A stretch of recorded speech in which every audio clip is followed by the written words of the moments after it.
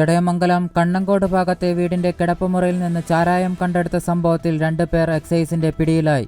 ചടയമംഗലം സ്വദേശികളായ കൃഷ്ണരാജ്, അനീഷ് എന്നിവരാണ് പിടിയിലായത്. ചടയമംഗലം എക്സൈസ് ഇൻസ്പെക്ടർ രാജേഷ് എ.കെയുടെ നേതൃത്വത്തിൽ നടത്തിയ പെട്രോളിംഗിനിടെ രഹസ്യവിവരം ലഭിച്ചതിന്റെ അടിസ്ഥാനത്തിലാണ് സംഘം കണ്ണങ്കോട് ഭാഗത്തെ വീട്ടിൽ തിരച്ചിൽ നടത്തിയത്. ഇവിടെ നിന്നും 2 litre ചാരായവും വാറ്റുപകരണങ്ങളും കണ്ടെടുക്കുകയായിരുന്നു.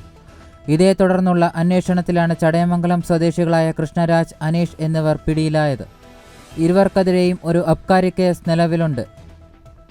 Assistant excise inspector Shaji K, preventive officer Binesh, civil excise ഓഫീസർമാരായ മാസ്റ്റർ ചന്തു, ജയേഷ്, സബീർ, ഷൈജു, നിഷാന്ത്, നന്ദു, WCEO ലിജി എന്നിവരടങ്ങിയ സംഘമാണ് റെയ്ഡിന് നേതൃത്വം നൽകിയത്.